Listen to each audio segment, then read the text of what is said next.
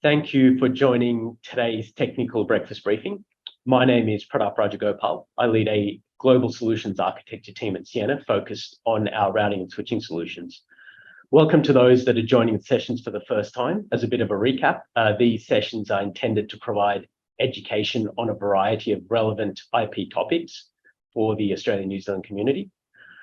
Just to let you know, we are recording today's session, and all the previous sessions that we've recorded as part of these briefings are available on YouTube as well as Ciena.com. In today's session, Aman Balla will talk about optical basics for IP experts. This is the second and final part of this series. As mentioned, the recording of the first part can be found on YouTube or Ciena.com.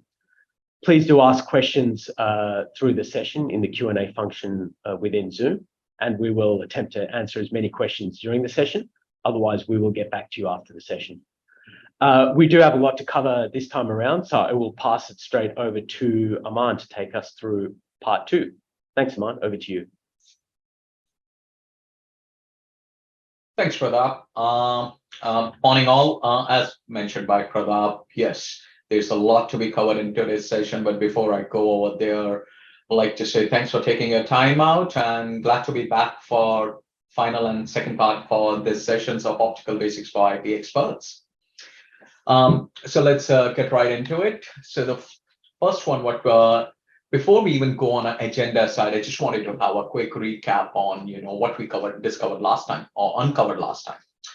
Basically, we went through what lights and mirrors are doing to the data, and essentially what are the various components in a transmission chain optical line system. What are their role? We started with the role of transponder, then we went how filter is multiplexing various wavelengths and their role of amplifier, how amplifier nodes are amplifying the signals, increasing the amplitude and taking it further. And then most importantly, what's the role of ROADM? Steer wavelengths, provide gain equalization. So these are the things which we discovered last time. Thought to have a bit of a recap before we go into it, the part today's discussion. Now, today, essentially, we'll start talking about history of coherent technology and its evolution. And as we go through it, there's a lot to be appreciated, how it has come along, how data rates have grown. And then we'll see that, what we should deploy. I think that's a key point about convergence, right? Whenever we talk about coherent routing, that's a key thing. What should we deploy? Unfortunately, it's not a cookie cutter solution for all segments of network. As much as we all would like to have that, but it's not that case. So we'll discover where it fits, where it doesn't fit, which fits in which segment. Point number 3 is going to be like, why can't you just put a coherent plug in a router like a gray plug? It's why it's not as simple. Like, there's a slot. Why don't I just put a coherent plug and get rid of network layers? There are more nuances to be dealt with. Second, and most importantly, how do I manage multi-layer network? A topic which, in my personal experience, while talking towards whenever I talk to global network providers and global customers, I think so is a most underrated topic. So we'll cover that as well. Alrighty, let's get right into it. So the first thing, even before we talk about evolution of something, let's try to understand what is that thing. So it's all about, what is a coherent technology? It all starts with a modulation, which is basically a process of encoding a data into optical signals. You have digital data bits coming along. You want to try to send it in a more analogous form, analog form of optical waves. And how do you do that? That's basically what modulation is all about. Prior to coherent, it was done by something known as quite similar, analogous to Morse code. Basically, zeros and ones only. So that's only 2 areas where you're playing it. For a 0, it's a 0 amplitude. For a 1 bit, so essentially what you're doing is you have a 1 bit per symbol. That's how the wavelengths get generated. And then later on, these wavelengths are basically put into a filter. Now, this wasn't really, it had a lot of issues with it, and we'll see them now. So the first and foremost thing is like, different wavelengths, different frequencies have different speeds in light. As they start to propagate further in a distance, they tend to overlap with each other. That's essentially what we call as a dispersion. And these dispersion, chromatic dispersion of these waves, where they can actually also, have a broader spectral width. That really makes it harder for receiver to, decode from these signals, and they lose these signals. And that's where then, we started to have small little component known as dispersion compensation to, compensate and put these waves back where they should be over here. Now, in optical world, any component or any additional component, I should say, causes more losses. Any loss means that the whole, hunt for efficiency and TCO is defeated. So that's the reason these DCMs, which were causing a lot of losses, were not really helping to achieve data rates. So if I have to summarize, we had lesser tolerance towards nonlinear penalties, which we have just discussed, for example, one. Now, because they were only 1 bit per symbol was able to go, this non-coherent tech was not really scalable. And then there was a lack of efficient error correction methods, which basically means your receivers are not able to decode as efficiently as they should be. So those were the issues with non-coherent techs. Now, if we go on further, coherent system, which is basically, I'll give analogous to digital radio, how it can, intelligent receiver can access amplitude, phase, and polarization information of incoming signals, were able to decode more efficiently. First thing what they did, they electronically compensated, the modems were electronically compensating all these dispersion parameters. So boom, all the additional things which were there in a network went away. Second thing, scalability. Advanced modulation mechanisms were able to pack many more bits per symbol. And this is what, led towards a big explosion of a data scalability. And a third thing was FEC evolution, which is basically error correction methods, which, receivers were able to have. So that's what is a key difference between, pre-coherent and a post-coherent discovery stage of transmission networks. Quick overview on evolution of it.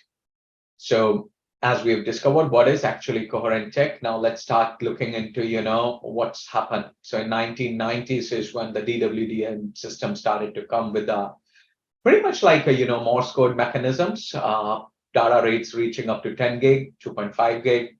And again, you will see that 2.5 gig specifically not really that tuned towards your router or Ethernet interfaces. Now, it was mid-2000s when we saw that, evolution, when the coherent came in, and we saw suddenly a quadruple of our data rates. From 10 gig, we went to 40 gig. Funny enough, 40 gig did not stay for long. Pretty soon, we had, in early 2010s, we started to get 100 gigs coming along. And that's when really there was a big explosion in our, evolution. From there, we went in a mid-2010s. So you can start seeing how the duration is reducing now. We started to have 400 gigs, which was based on a 28 nanometer chipsets. And as the evolution is going on, we are seeing a chipset reduction as well. And that's actually enabling us to reduce power consumption in our network. And then we are going towards, in 2020, when the world's first 800 gig tech was launched, which was based on just 7 nanometer DSPs. 2021 was coherent plugs introduced. And essentially, that is when, the whole conversions and a coherent routing discussion started to happen in the market. In 2023, industry's first 1.6 terabytes single wavelength technology was introduced. I should say launch. It's based on 3 nanometer chipset, which is by far the minimum size anyone has achieved ever till now. Now, just quite, those smart little devices which we all have in our hand, we can see that, how this evolution has been they have also been evolving. So they've been quite dependent on in this chipset evolution as well. And the last one, which we all love, in spirit of full disclosure, I am more of a iOS biased. So as per Apple, iPhone 15 concept, which is still, it's a concept stage, would be based on a 3 nanometer chipset as well. So that's a bit about how the tech has evolved. Today's discussion is going to be mostly based on 100% based on just our deep coherent plugs, which is leading towards a convergence discussion now. Now, going on further, let's just see what actually involves to make a transponder. So transponder has modulator, demodulator, laser, then there are DSPs, which is basically the chipsets, right? And then there are like analog to digital, digital to analog, CPU, SerDes, serializer, deserializers. Of course, we're not going to talk about all of this, but I just wanted to give you appreciation of what all actually goes on a transponder. And once we understand what everything is going in there, we will see that how tech is reduced, it's miniaturized, that now this card-based technology is just fitting in our palm. And that's coherent plug over there, right over there. It comes in a 3 form factors, which we discussed last time as well: QSFP-DD, OSFP, and then CFP2s. They have different form factors. OSFP and QSFP-DD are quite similar to each other in terms of power consumption and also sizes. And CFP2s are the ones which are really a big ones. Really what I'm seeing on a convergence side, QSFP-DD is by far the biggest popular one over here. It's really being adopted really in a fast way than other two. Now, something which we all love, speeds and feeds. That's the whole point, right? Now, when convergence started to happen, while we are talking about convergence, there's another key thing which is going on in our networks is open, how to make it much more open networking. This is where forums like OIF, ITOT, Open ROADM, Cable Labs, they started to standardize FECs. FEC, forward error correction. Why are they standardizing this specific component? The whole point to standardize is that if all the vendors follow similar methodology to have their forward error correction methods, they can talk to each other efficiently. There is no such thing like a OFEC or a OFEC++. They all have to follow one FEC standards, only then true interoperability can be achieved. That doesn't mean that everyone is having only this, but today's discussion, I'm not going to talk about as it's more about technology and not about a marketing pitch or anything. So I've kept secret sauce, like which enables vendors to introduce their proprietary modes out of scope. We are more than happy to have a separate discussion if there's an interest in that segment. What are the various proprietary modes Ciena has, how they enable further data rates and optimize power consumptions. We'll not talk about this, but if that interest is there, we are happy to have a separate sessions. So coming back on a left-hand side, we are seeing that it all starts with the OIF-led 400 gig ZR. That was a start.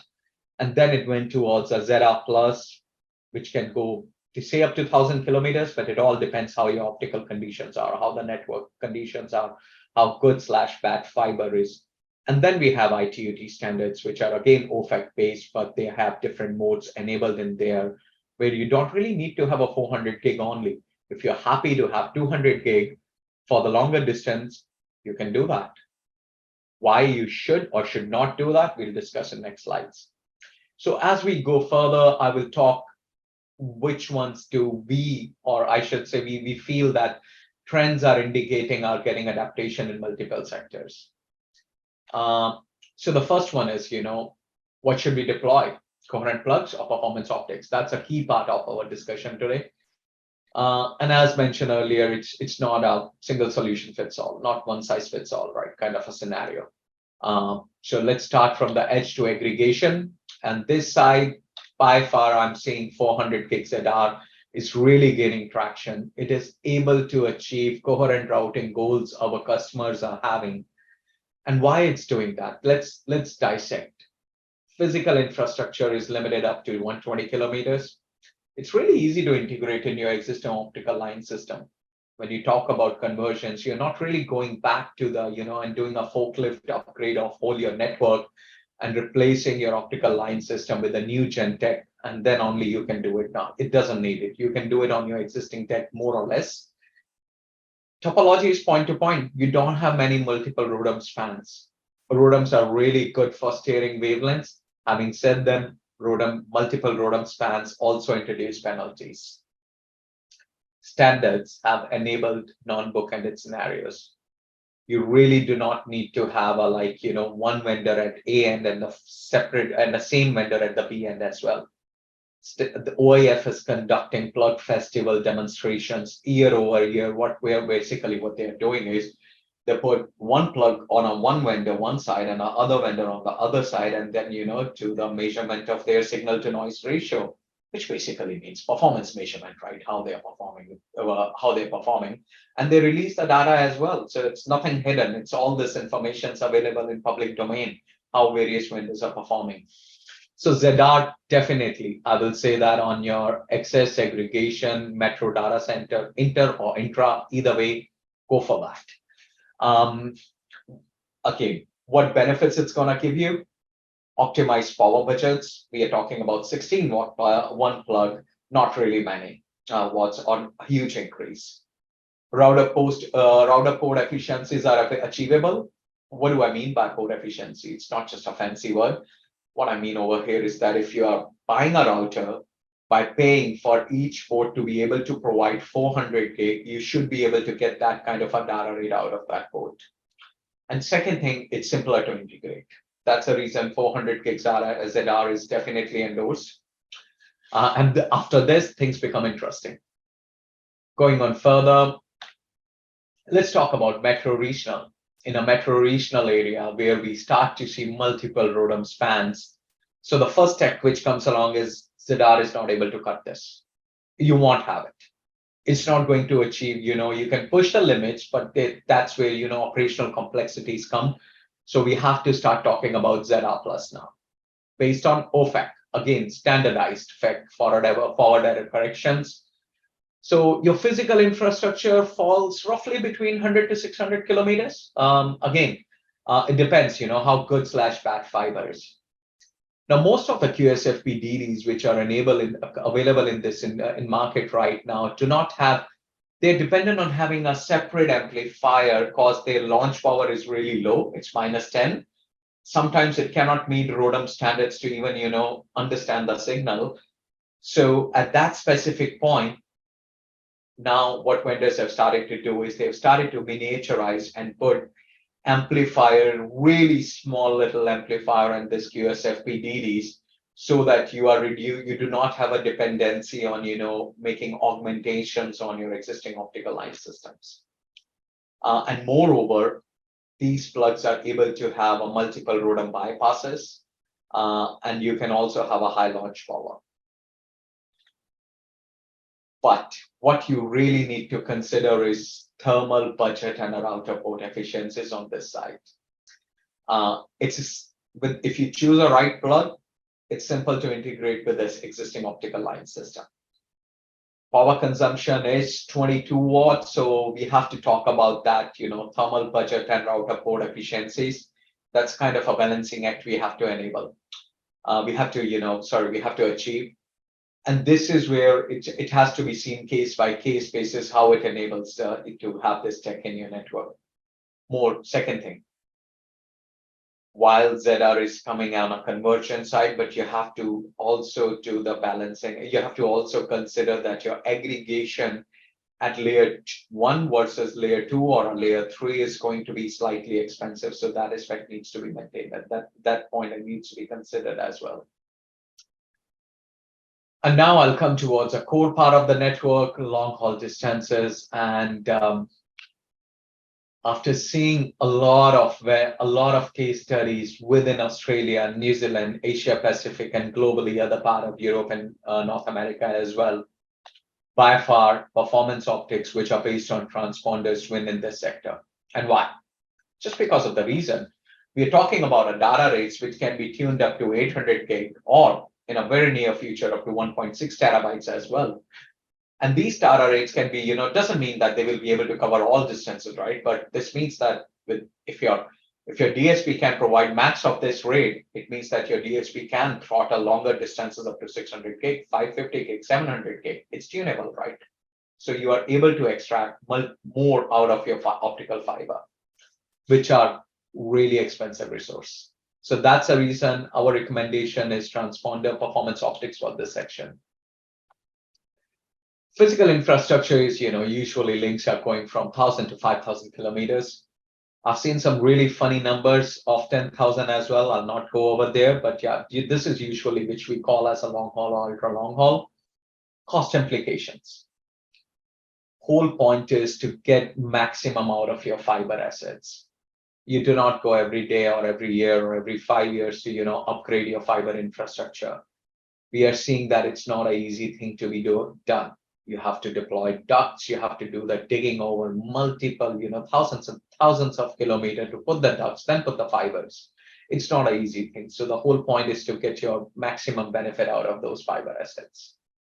Second thing is sustainability, which is again, if I have to say that, CapEx versus OpEx, sustainability is a really important point. It's not only about your higher power bills, but it's also the right thing to do for the planet. By having lesser electronics in a network, you are accelerating on your sustainability goals faster. And that's a key point, why performance optics are helping over there. So that's our basic recommendations, right? What you should deploy on a coherent plugs versus performance optics. Now, let's just see this. Why you just can't put coherent plug in a router like a gray plug? It's not that simple. Two key things we need to consider: thermal budget and port efficiencies. These compromises needs a balancing act, and an appreciation of why these needs to be considered will enable you to have a better design, better plan for your network. So first thing, we love analysis, right? We love figures. So I do, full disclosure. So let's start with over here, just a simple case scenario. We have a router with a 12,400 gig QSFP-DDs. This is all gray right now. Now, the moment I convert them to 400 gig ZR, I will see that my router is going to have 33% of higher power consumption. Now, the moment I convert them towards ZR plus, this power consumption figure suddenly increases up to 83%. And I'm not just throwing numbers over here. This analysis is based on 12 watt per QSFP versus 16 watt for 400 gig ZR, or 20 watt/21 watt for ZR plus. So that's basically basis for this 33%, 83%. There are counter arguments as well that, while your router power consumption is increasing, but hey, guess what? You're getting rid of transponders, so you're reducing power on that sector, that as well, right? Fair argument. But what happens is that your transponders/muxponders are also doing broader role. They're doing aggregation as well. With aggregation means it's not only about the IP traffic, right? They're carrying a traffic which comes from multiple sources as well. So they're doing that in addition to. So that when you talk about those power consumption reduction, you have to see it as holistically. Now, as you start putting in such, evolved evolution, you have to really consider thermal budget of the rack needs to be considered, as well as a cooling of that rack. What have you allocated to do towards that rack? What is a budget allocation you have made, or a cooling allocation you have made that really needs to be considered? Personally, I'm not giving any recommendation over here. I'm just saying these points need to be considered as we go further. Second thing comes on a port efficiency. So again, I'll stick to my example of 12 ports. Why? I just randomly picked up that figure. But essentially, that's also somewhere, if we start averaging out from excess, metro, and core, that's fairly good amount of a traffic to be considered across multiple tiers of telcos.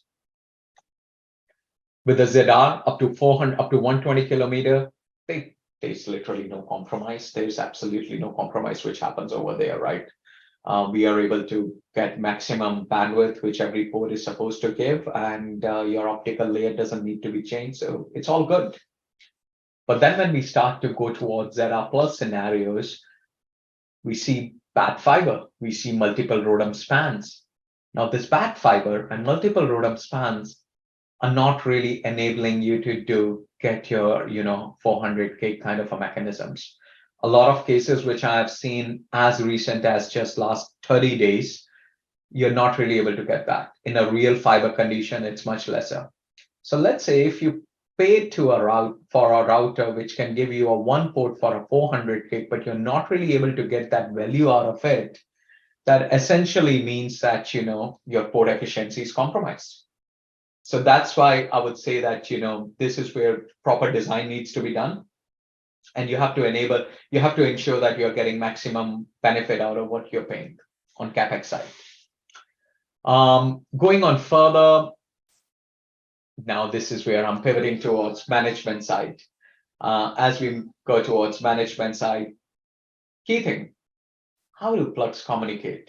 How are my current domain controllers, whether it's IP or optical, gets the information from the plug? And I get this question a lot, many times from my customers, that can optical domain controller manage plug directly?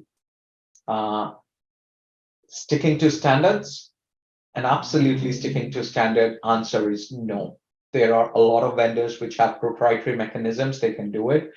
They can enable that, but we're not going to discuss that. But as per standards, that's not how it works. So the key point is, again, in spirit to promote open networking, OIF came up with this known as CMS, Common Management Interface Specifications. And if you just open your browsers, I wouldn't recommend you to do that right now. I'll ask you to do that after this webinar and put this word over there. You will see there's a detailed specification document available right now. This is a translator between coherent plugs and routers, which enables how plugs can get, it defines a line rate between a host platform's backplane and coherent plugs. How do plug communicates alarms and performance monitoring to host device? And then essentially respective domain controllers communicate with the host device to get performance and alarms out of the plug. That's how essentially OIF is propagating right now. So we start from CMS-based implementation right now. And all the standards I discussed earlier, 400 gig ZR, ZR+, IDUT, OFEC, CFEC, all of those standards are documented by CMS, which enables exact configuration methods to be done on a CLI or any other way your router supports to have the rate out of it. Okay, going on forward, multi-layer management. I'm biased on this topic. I believe while we focus a lot towards coherent plugs, but this is exactly the bedrock of conversions. Because just talking about data rates or a thermal budgets or your plug side on a hardware side, we are really limiting our vision. We are not looking at the broader picture. We need to talk about our management strategy, multi-layer management strategy when you go on a coherent routing landscape. So before we talk what we are trying to achieve, let's see what we are doing currently and how we are doing. So essentially, multiple layers have their own planning systems. They have their own visualization system, and it's pretty disaggregated and segregated across multiple layers. They have their own service management and assurance platforms, right? Now, what happens in such platforms and management systems is that, planning, what one layer is doing is not understood by another layer. And that just introduces a lot of inefficiencies. And these inefficiencies keep on amplifying and have impact one over another, which leads towards a really inefficient network design. And we start getting a pressure of, we are not really able to achieve our sustainability goals, or we are not really able to achieve our cost per bit dynamics, right? So that's one thing. And simply, cross-layer expertise is not easy as well, right? That's the whole point of today's webinar, right? We are talking about optical layer basics for IP experts. And the same way, if we flip it on the other sides, we need to have appreciation of other side of the world as well, which is not easier. So that's a reason current mechanism is really disaggregated. Now, if we talk about coherent routing and conversion side, we have to try to see how we can bridge this gap, right? How we can talk about multi-layer management. And it's not just multi-layer, right? We also have to talk about multi-vendor management systems as well. And if I say that, one vendor has solution for everything, that's not right. So again, our standard bodies like OIF step into over here and they basically start laying out these standards, which, levels a playing field for everyone and says that, okay, this is how you should play with each other. And that's essentially what we'll see now. So this we have discussed, fragmented workflows, underutilization of network resources, and which essentially impacts your customer experiences as well. Like customer experience is not just telcos, it's like your end customers, how they're delayed to get their services, which is not easy. So and we are talking about on-demand world now. So going on further, let's see that what we are trying to see. So when we start putting coherent plugs on either layer 2 Ethernet or layer 3 IP, so at that specific point, whole point is to have a multi-domain controller. I'm not really saying we should have only one. This can be also achieved in multiple ways. Option number one, have one multi-domain controller. Option number two, don't just talk about a north and a southbound communication, talk east-west communication between two domain controllers as well. Your packet and optical domain controller, that's option number two. Option number three is a northbound where your one domain controller can follow standardized protocols, which I have listed here. I'm not going to talk all about it. There's no way 45 minutes are sufficient to cover that. We need much more time to cover individual topology discovery, traffic provisioning, and all those parameters. I'll cover some of the aspects there, and then communicate to the higher layer OSS systems. So that's option number three. No one choice fits. It all depends how bigger your network is, how bigger your customer base is, what you're trying to achieve. So it depends on all that. Now, what this multi-domain controller or any of these topologies can help you is, starts with the network topology discovery, then go with the construction of a holistic network model. And after that, enable simple and single workflow. Do not need to click on one system, then second system, and then pick data from one, go to another, and go to third. So that remove that, have a single pane of glass. Whole point is to have a single pane of glass. And as much as it looks complicated, but it's not the scenario. There are references which are doing this by following a simple, open protocols like, ONF TAPI model for layer 0 or IETF models to construct and, visualize multiple layers. So that is possible over here. Going on further, let's just see how it starts from a single multi-layer controller. But I've said single over here, but again, two domain controllers, multiple domain controllers, or all the domain controllers feeding to the northbound, all the models are equally benefit. But we have to understand what fits for you. So the first and foremost thing, it all starts with visualization. You need to have, when you start talking on a visualization, really don't want to see all those 4 things over there. You're not trying to see that, right? You're trying to see one simple service. So all you want to see is a one 3D visualization of a service going between the two routers. For sake of discussion, let's start 2 routers. You come over there, you just have a look into there for provisioning, or you'll have a look into there for how your service flows from one city to another. Pick up CBD Melbourne, goes all the way towards, regional network, and then goes towards Sydney. For sake of discussion, so here what we have is certain part we have converged network, certain place we have OTN-based transponders, how it goes along and where it traverses. Maybe you don't really need details in a first go, so you start with a 3D visualization. Then you can zoom into underlying technologies where you can have your layer, whether it goes on layer 2, which part it goes on a layer 2, or layer 1, or has to be layer 0. Layer 0 has to be enabled all across, right? If we are talking anything beyond 60 or 120 kilometers. Second thing is multi-layer and multi-vendor network optimization. If one hand doesn't know what other hand is doing, we end up spending more money. Simple. So the point is optimized planning, and not just optimized planning, it's also about multi-layer path computation engine. how your layer 3 PCE can learn from shared risk, or sorry, from the shared resources come from layer 0. Let's say a layer 0 says that I can have a much lower latency on this path, and if just this information is available to the higher layers on a layer 3, maybe it can make a different decision. If your layer 3 can utilize a photonic control plane, which we discovered in the last session, that is much more cost optimized on redundancies and resiliency, then your layer 3 doesn't really need to have electrical resources, right? So that's where multi-layer PC is more helpful. And third most point is assurance. Things go bad, and we all have seen that it goes back quite often more than what we would like to. There will be failures, there will be fiber cut, there will be equipment failures. It's physics, and it's just how things work, right? So how do your multi-layer alarm correlation or RCA can be discovered? And then, getting the data through telemetry, not regular telemetry from IP and optical.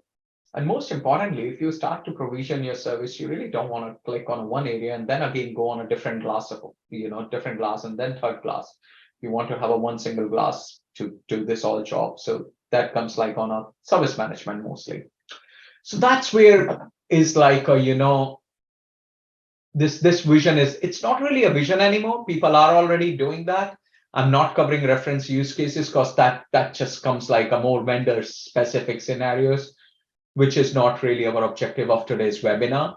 But there are reference cases which have already embarked on this journey, and we can have separate discussions if this interests you. So if I have to summarize my recommendations, so the first thing which I would say is why. Try to understand what are we trying to achieve here. What is the application we are trying to achieve? Are we trying to, what are my sustainability goals? Are we really high on that, or that's something we can put aside? What are the business benefits? So it should always start with this, what are we trying to achieve and why we are trying to do this? After that is to have an understanding of your existing infrastructure. Let's just jump right into it, convergence. But does that mean I need to, rip off my existing optical line system, go from fixed to flex, or replace my filters? Because guess what? Zeta Plus is not really 50 gigahertz friendly anymore.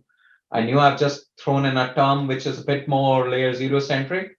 Apologies, but what I mean to say is have a more appreciation about your existing infrastructure before you embark on this journey.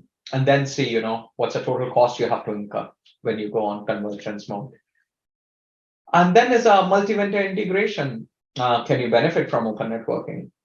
Is there a possibility that you can take a secret sauce from a one specific vendor where you might be able to achieve your router port efficiency for maybe 1,000 kilometers just cause one vendor knows how to do it better than other? There is possibility.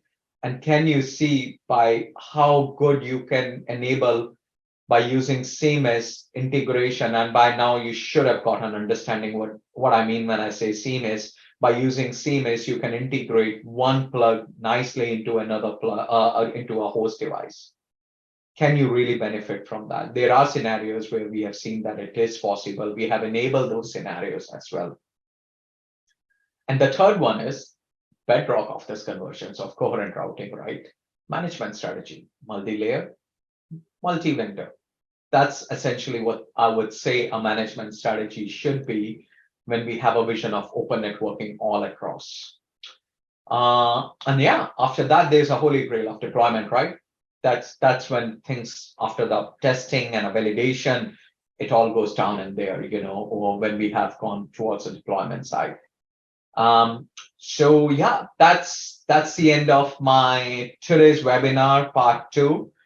We have come across a fair bit of this discussion. Happy to have questions, separate sessions, whatever works. And thanks for your time. Over to you, Pradap. Thanks so much, Aman, and very impressive effort to pack all of that into less than 45 minutes. There's a couple of questions here. One which I think we'll take offline. But one, I assume this is referring to the management aspect. Are we suggesting that there's now no need for a layer 3 and layer 0 control plane interworking with I assume that's with a management solution. Oh no, rather I'm suggesting absolutely contrary. What I'm suggesting. So let's talk about a control plane first. I'm definitely saying, if I go back on this one, point number 2, I am promoting multi-layer control plane where your layer 3 and a layer 0 control plane, it needs to be in a network. All I'm saying is they need to talk to each other. Right now, they are talking independently. They don't know what other one is doing. So they need to talk to each other to understand better. And then coming on a management strategy, what I'm saying is that what I've shown over here is that we need to have a better communication. And there are 3 models available. Model 1, single domain controller, which talks towards 3 different multiple aspects of network, which can be TAPI, which can be open config. It talks to 3 different networks. Another option is you can have your packet controller and you can have your optical controller. They talk to each other east-west. Third model is both of them talk to OSS layer by following ONF TAPI or IETF models. And I'm not recommending any one single approach. I'm saying all 3 modes are equally good or bad. It depends on a size of a telco, size of a network, how your IT systems are, how agile they are or they are not. So I hope that answers. I know it's a bit long answer, but could be from this. Probably not something you can do justice for in a couple of minutes. There's one other question, but this is specifically about the proprietary format. So I think we'll take that one offline as well, Amar. Sure. Okay, that was the set of questions. All right, thank you so much, Aman, again. And thank you, everyone, for joining today's session. Please be on the lookout for subsequent sessions that are going to cover other areas of IP networking in the future. Again, open to feedback, not just on this session, but in terms of what else you'd like to hear from us. Thank you again for your time and have a great day, everybody.